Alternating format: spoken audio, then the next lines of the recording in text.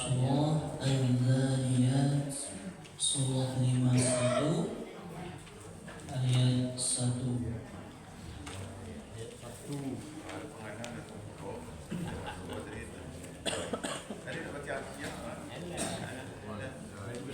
Surah Al-Dhariyat Surah 51 ayat 1.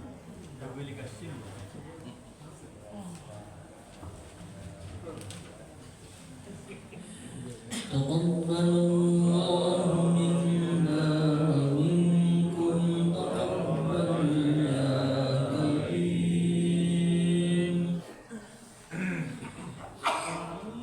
A'udzu billahi minasy syaithanir rajim. Bismillahirrahmanirrahim. Wal-dhariyati dharwa fal-hamilati wiqra fal-jariyati yusra fal-muqassimati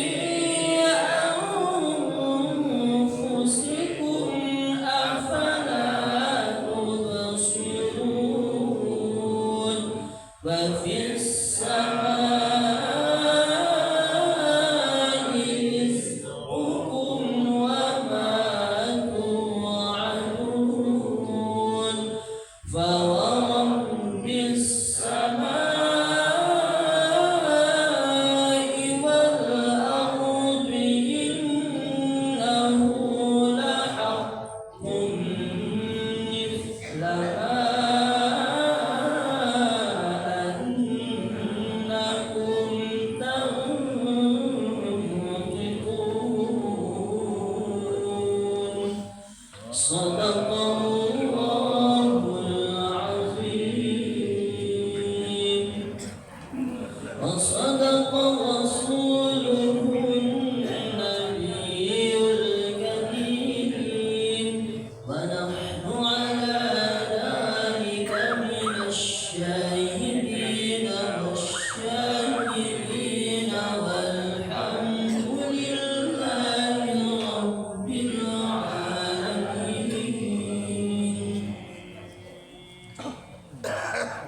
Terjemahan surat Az-Zariyat ayat 1 sampai dengan 23. Aku berlindung kepada Allah dari godaan setan yang terkutuk. Dengan nama Allah yang Maha Pengasih, Maha Penyayang. Penegasan tentang hari berbangkit. Demi angin yang menerbangkan debu dan awan yang mengandung hujan dan kapal-kapal yang berlayar dengan mudah dan malaikat-malaikat yang membagi-bagi urusan. Sungguh apa yang dijanjikan kepadamu pasti benar, dan sungguh hari pembalasan pasti terjadi. Demi langit yang mempunyai jalan-jalan, sungguh kamu benar-benar dalam keadaan berbeda-beda pendapat. Dipalingkan darinya Al-Quran dan Rasul, orang yang dipalingkan. Terkutuklah orang-orang yang banyak berdusta, yaitu orang-orang yang terbenam dalam kebodohan dan kelalaian. Mereka bertanya, kapankah hari pembalasan itu? Hari pembalasan itu ialah pada hari ketika mereka diazab di dalam api neraka. Dikatakan kepada mereka, rasakanlah azabmu itu. Inilah azab yang dahulu kamu minta agar disegerakan. Sesungguhnya orang-orang yang bertakwa berada di dalam taman-taman surga dan mata air. Mereka mengambil apa yang diberikan Tuhan kepada mereka. Sesungguhnya mereka sebelum itu di dunia adalah orang-orang yang berbuat baik. Mereka sedikit sekali tidur pada waktu malam, dan pada akhir malam mereka memohon ampunan kepada Allah.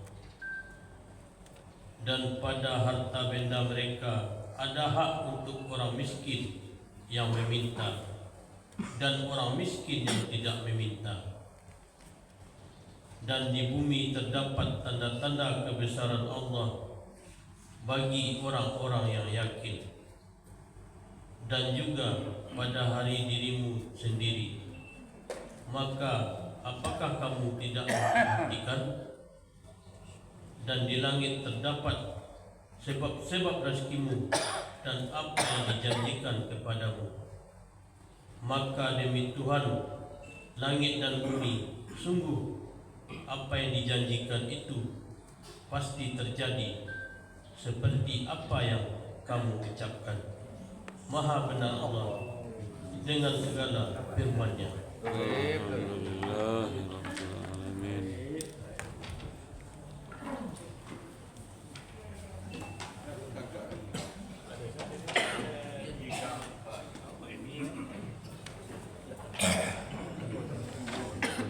Layu apa?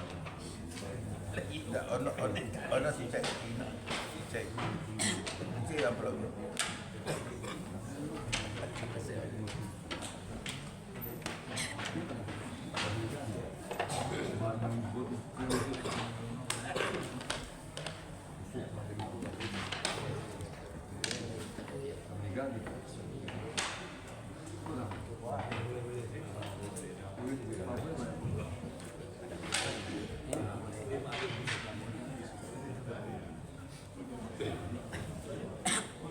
Bismillahirrahmanirrahim. Assalamualaikum warahmatullahi wabarakatuh. Waalaikumsalam warahmatullahi wabarakatuh.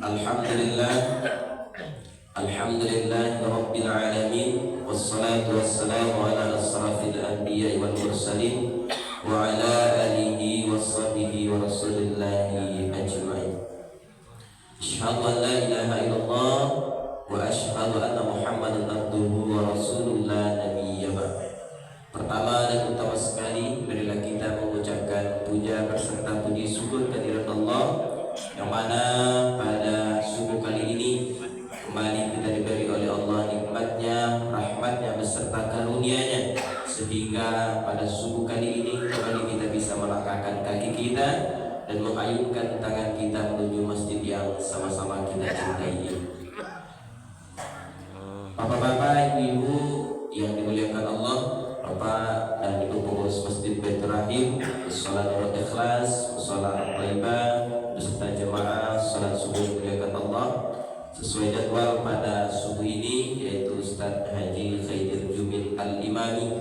Kata beliau kemarin di WA, Pak Dulu kami WA insyaallah beliau subuh ini dijemput, ditelepon lain berdering, mungkin kok ada kegiatan lain beliau. Mudah-mudahan kita doakan, mudah-mudahan beliau selalu sehat dan bisa kembali memberikan ilmu bersama-sama kita.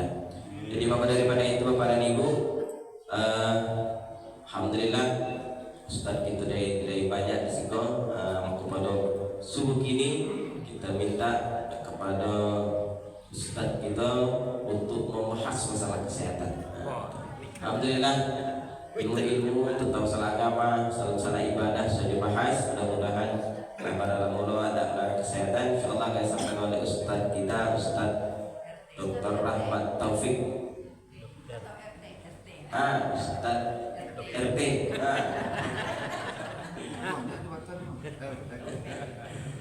Kursi istilahnya. Baik, maka daripada itu langsung saja pada Pak Dokter kita persilakan.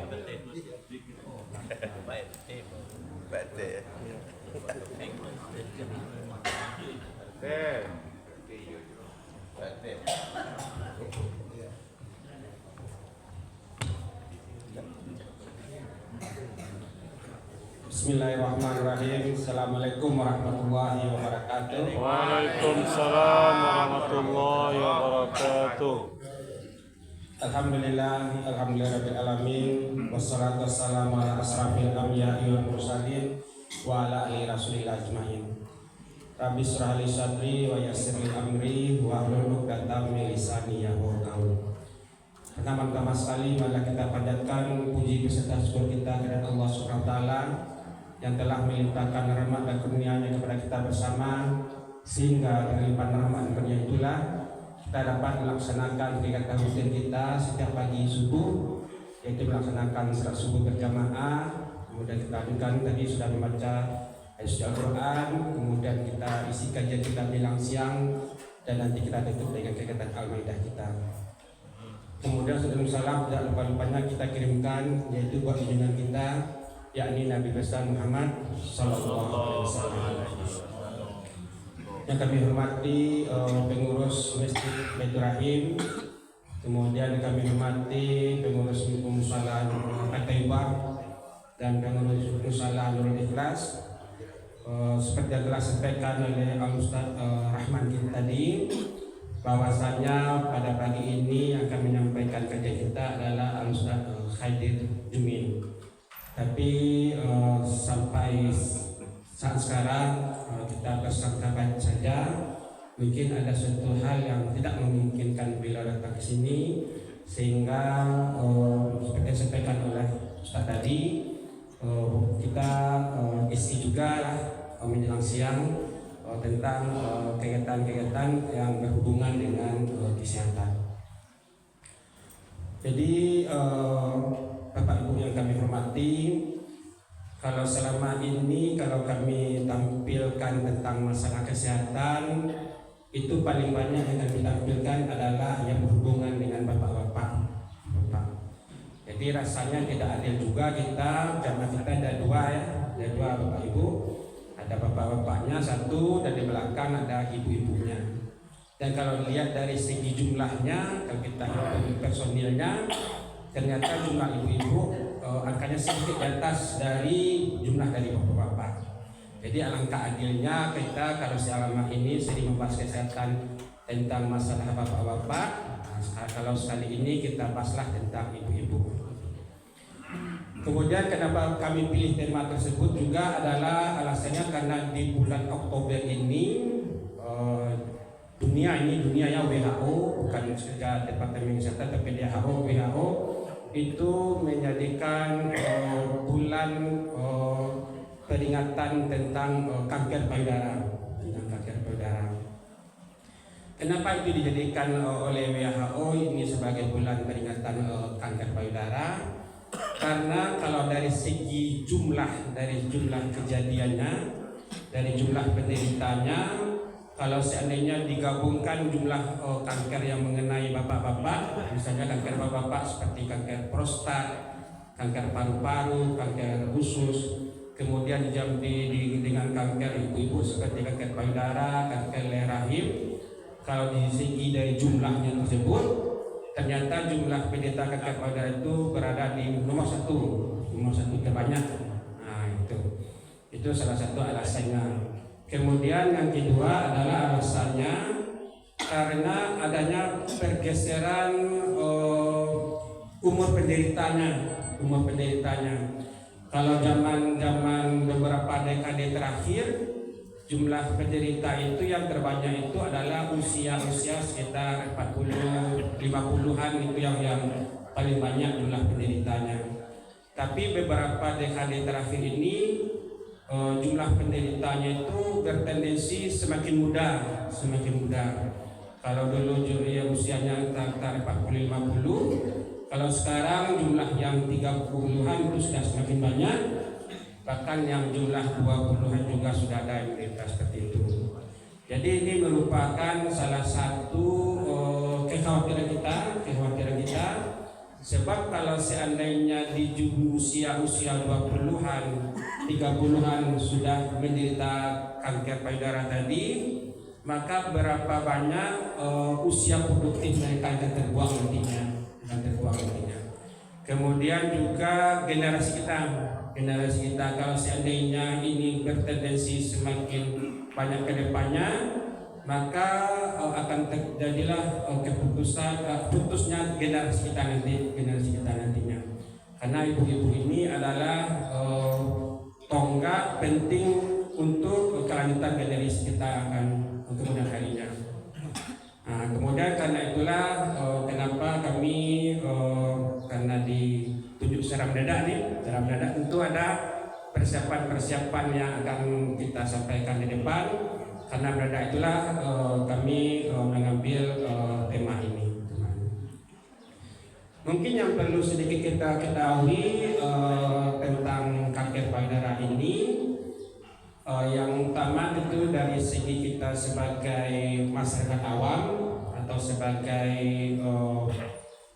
pasien atau penderita, itu yang perlu kita ketahui tentu yang pertama sekali adalah tanda-tandanya, sehingga nanti tidak ada keterlambatan kita nanti memeriksakan kondisi kesehatan kita. Kemudian satu lagi ciri khas dari negara-negara berkembang. Kalau negara-negara berkembang tentu termasuk di situ adalah negara kita Indonesia.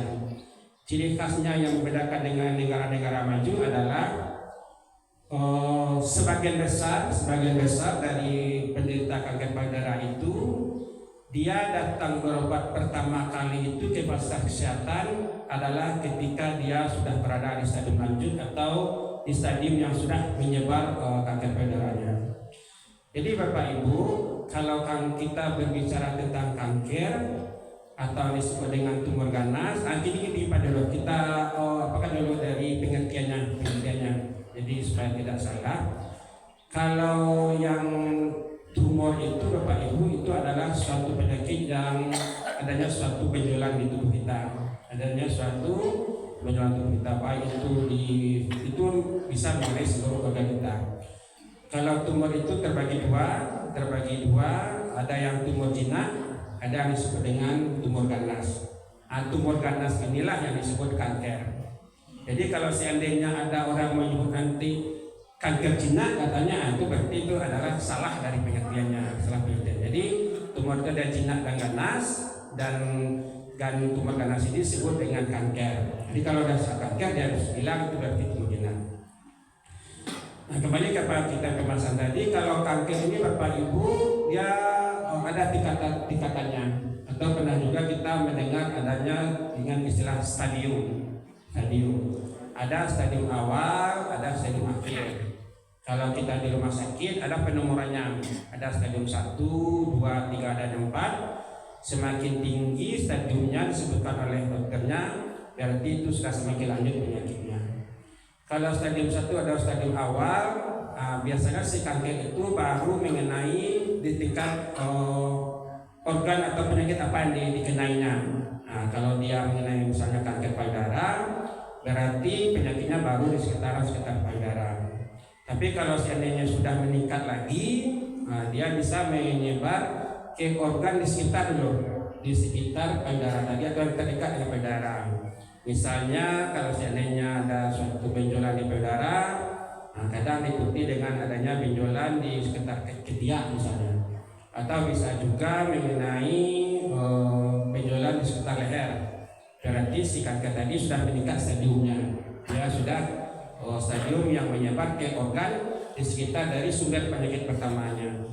Kemudian yang paling berbahaya adalah dia sudah menyebar ke organ jauh dari sumber dia tadi. Misalnya kalau payudara ada 4 organ yang paling sering dia singgahi atau dia tuju. Yang pertama adalah ke daerah paru-paru, kemudian juga ke daerah hati, di dalam rongga abdomen atau rongga perut kita, kemudian ke dalam otak, kemudian terakhir dia ke daerah tulang. Jadi kalau Bapak Ibu pernah mengenal saudara atau pernah mengenal temannya yang awalnya dia dikenal mengenai kanker payudara, ternyata dia sudah dengan kondisi menyebar ke paru-paru, menyebar ke otak dan sebagainya. Itu adalah perjalanan penyakit dari si kanker payudara ini. Nah, kembali ke apa tadi? Kembali yang kami sampaikan tadi, ini yang membedakan antara kita negara maju dengan negara-negara berkembang, termasuk negara kita Indonesia ini. Kalau negara-negara maju itu mungkin karena tingkat pengetahuan penduduknya, tingkat ekonomi negaranya, dan tingkat semakin meratanya fasilitas kesehatan yang berada di negara mereka, maka mereka itu baru saja gejalanya mereka sudah datang berobat, sudah datang ke fasilitas kesehatan. Sedangkan di negara kita hampir ada juga beberapa seperti itu, tapi hampir sebagian besar itu mereka sudah datang berobat ketika penyakitnya sudah berada dalam keadaan lanjut. Ada yang berobat sudah dalam keadaan yang di daerah payudara ini sudah parah kondisinya, atau ada juga yang datang dengan kondisi dia sudah menyebar di organ sekitarnya. Bahkan ada juga yang datang berobat baru pertama kali ketika dia sudah berada pada penyakit yang sudah bermetasasi atau menyebar ke yang jauh tadi, seperti misalnya menyebar ke tulang atau ke paru-paru tadi. Apa konsekuensi dari kondisi seperti ini? Konsekuensinya adalah walaupun kita melakukan pengobatan seadekuat mungkin, walaupun kita melakukan pengobatan sesuai protokol mungkin, walaupun kita melakukan pengobatan sesuai dengan tata laksana penyakit yang sebenarnya, tapi kalau seandainya pengobatan baru dilakukan pada waktu dia baru sudah menyebar jauh atau sudah menyebar ke sekitarnya, dibandingkan pengobatan yang kita lakukan pada waktu stadium awal, maka hasil pengobatannya sudah pasti atau berdasarkan pengalaman ini, hasil pengobatannya akan jauh lebih bagus ketika pengobatan itu kita lakukan pada waktu penyakitnya baru-baru gejala awal. Mungkin tidak perlu kita sampaikan secara medis, secara logika saja mungkin sudah bisa kita logikakan. Kalau seandainya kita melakukan suatu misalnya perang, ketika musuh kita masih sedikit, kita ke lawan kita masih lemah, kita sudah melakukan perlawanan, dibandingkan dengan kita perang ketika lawan kita sudah banyak, lawan kita sudah kuat, tentu hasilnya akan sangat jauh berbeda. Mungkin ketika dia masih lemah atau kecil, boleh dikatakan kita pasti menang nanti. Tapi kalau seandainya dia sudah banyak, dia sudah kuat, baru kita akan melakukan perlawanan, mungkin bisa saja nanti kita yang kalah dengan kondisi seperti itu. Dan begitu juga lah dengan penyakit di tubuh kita.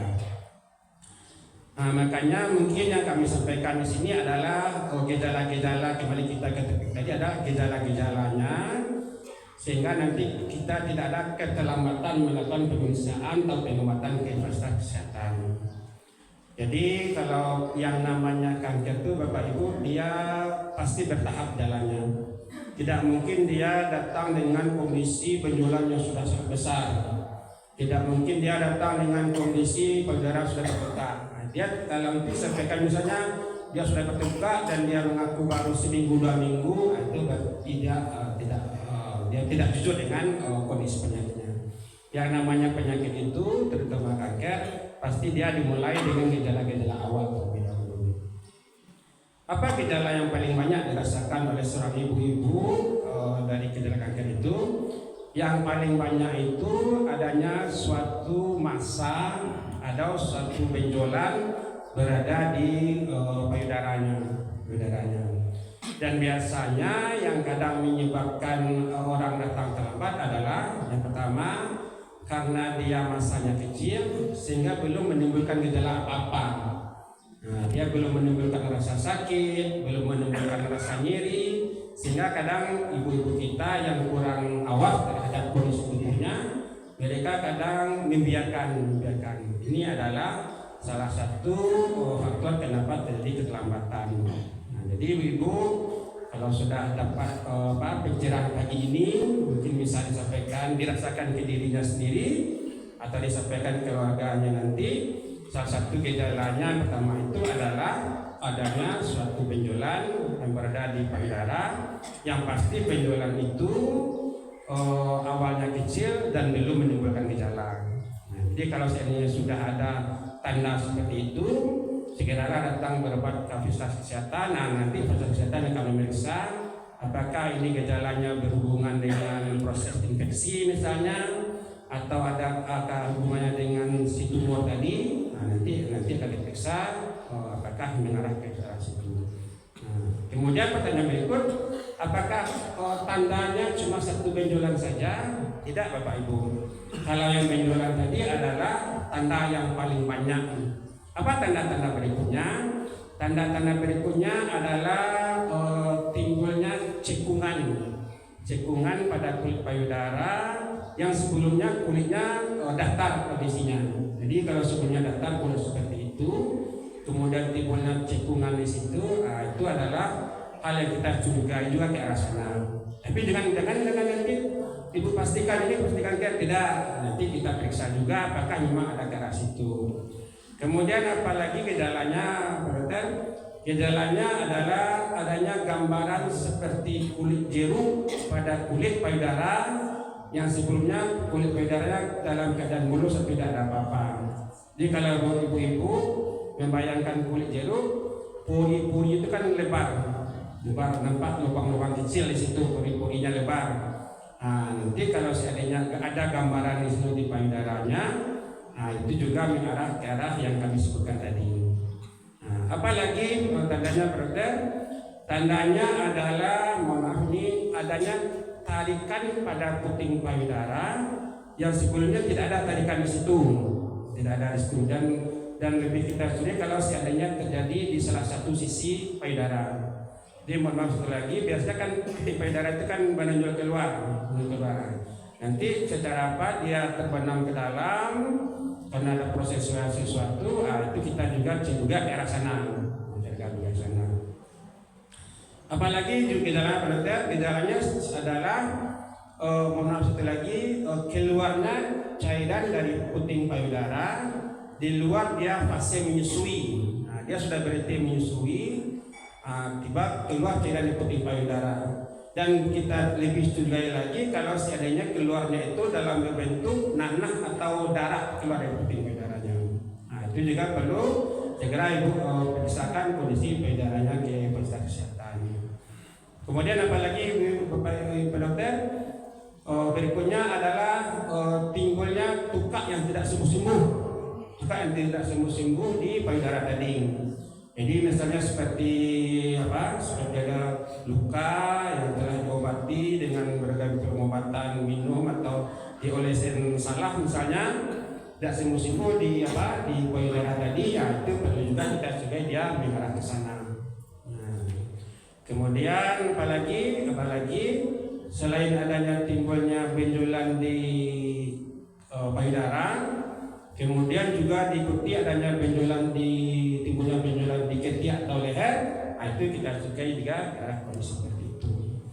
Jadi itu Bapak Ibu, kondisi kesehatan mengenai payudara. Kalau seandainya itu ditemui baik pada ibu-ibu yang hadir di sini atau keluarganya di rumah nanti atau dengan saudaranya, kalau dia ada seperti itu, maka anjurkanlah dia diperiksakan ke fasilitas kesehatan yang terdekat yang bisa untuk menentukan apakah ini memang berhubungan dengan kanker atau bukan. Tapi ibu-ibu jangan pula langsung memvonis timbul gejala seperti itu langsung divonis dia sebagai kanker payudara. Itu jangan juga dilakukan karena itu akan menimbulkan rasa ketakutan atau rasa kekhawatiran berlebihan pada si pasien yang justru nanti akan dia tidak jadi mau berobat nantinya. Kita pun nanti di rumah sakit ketika akan memastikan apakah ini dia kanker atau bukan, tentu dilakukan beberapa pemeriksaan terlebih dahulu. Biasanya kalau seandainya ada pasien seperti itu, yang kita lakukan pertama kali itu adalah melakukan pemeriksaan pada payudara itu sendiri dalam bentuk USG atau mamografi. Nanti dilakukan USG, kita lakukan mamografi. Nah, kita lihat di situ apakah ini baru mengarah. Jadi kita belum bisa juga memastikan dari USG atau mamografi tadi apakah ini pas baru, kita baru bisa mengarah apakah ini kanker payudara atau bukan.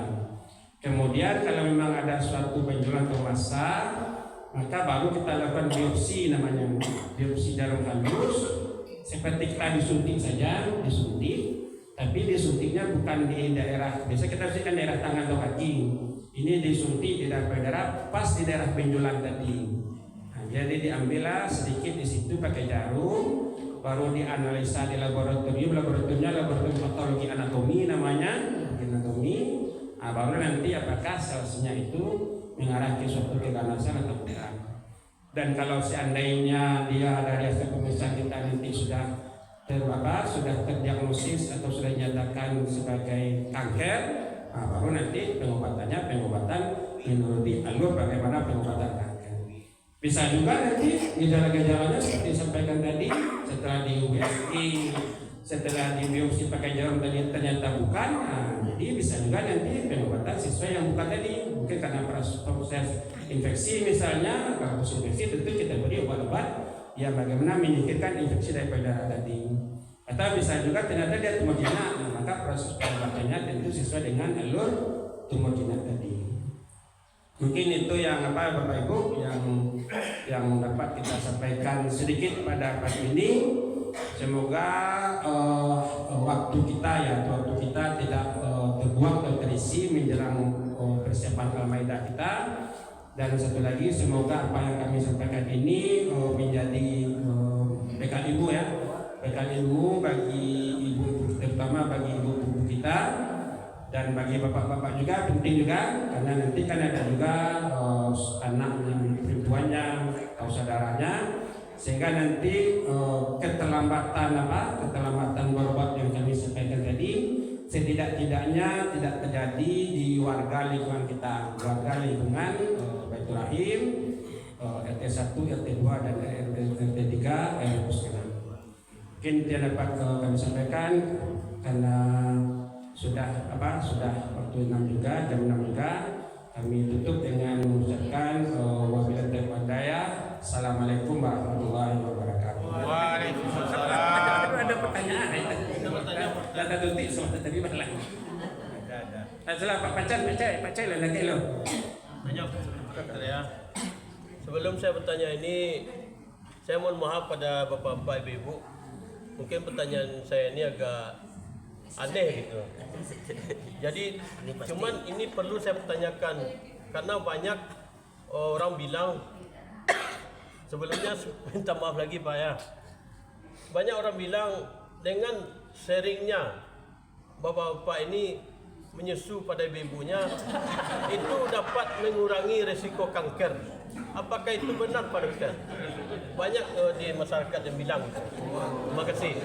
Kalau ditanya benar tidak benar, Nah, jadi Bapak Ibu coba perhatikan, kalau ditanya benar tidak benar, kalau seandainya ini kita perlu garis kita bawahi atau kalau kita boleh dengan stabilo, jawabannya itu adalah tidak benar.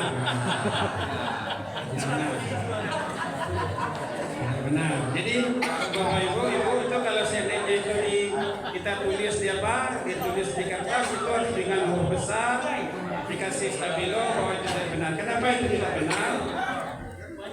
Karena itu yang pertama itu adalah mitos ya. Adalah mitos. Jadi sehingga nanti kenapa timbul mitos seperti itu? Mohon maaf lagi karena dengan kondisi tersebut, dengan kondisi seperti yang disampaikan oleh Pak Cai tadi, itu menimbulkan mohon maaf lagi adalah tingkat kenyamanan pada perempuan.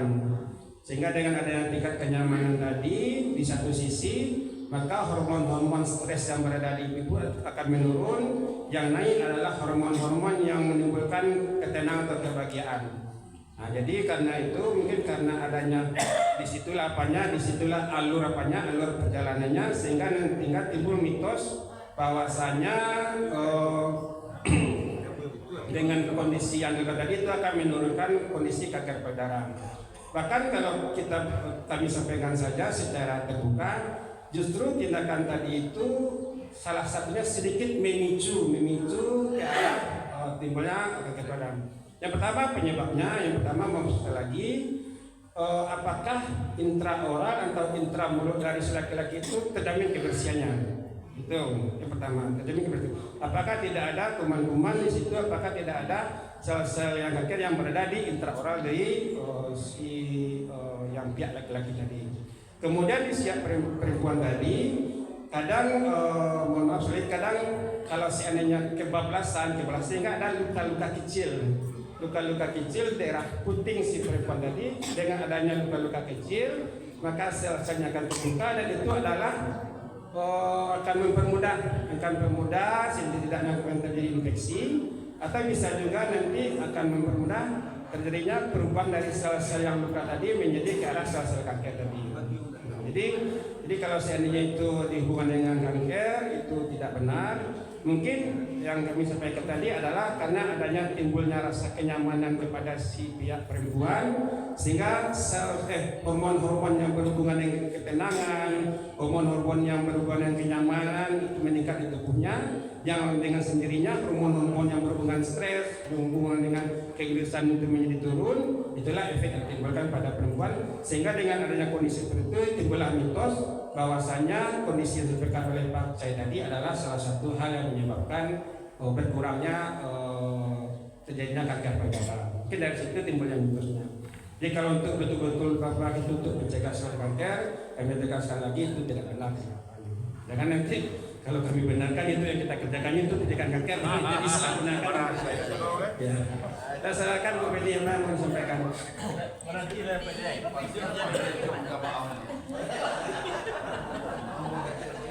Ini penjolan tadi, penjolan kan ada di leher, ada di ketiak.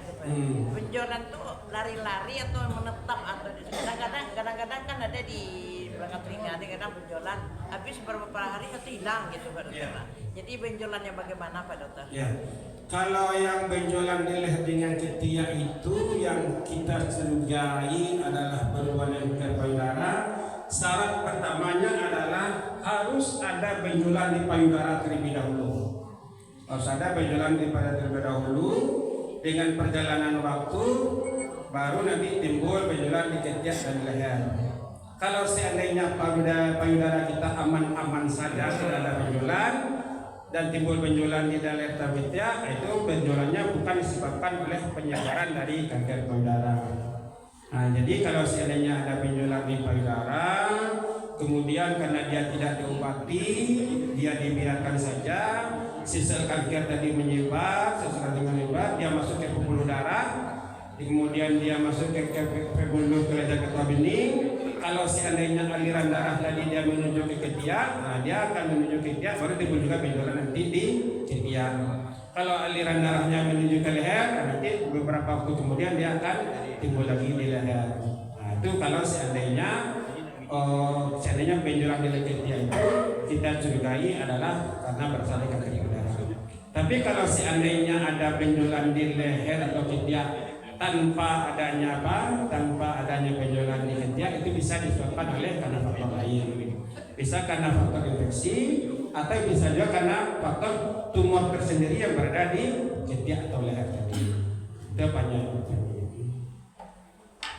Ya, Mira, silakan Mira.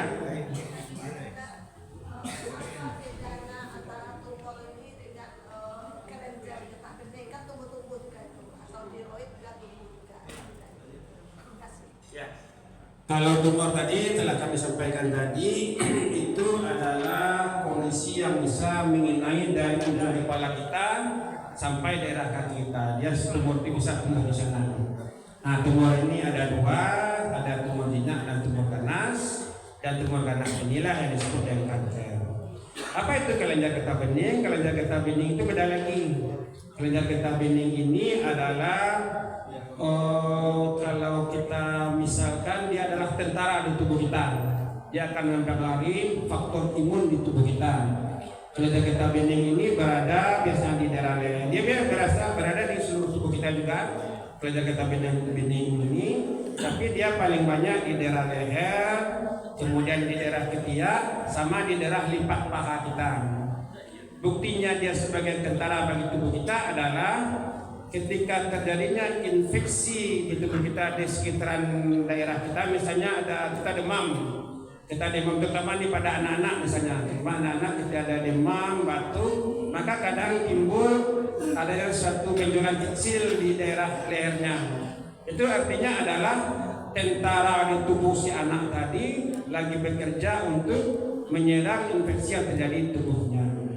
Nah makanya kalau kondisi-kondisi seperti itu, yang perlu kita berikan adalah obatan-obatan yang bersifat antibiotik, anti peradangan, sehingga nanti benjolan tadi bisa menjadi kecil.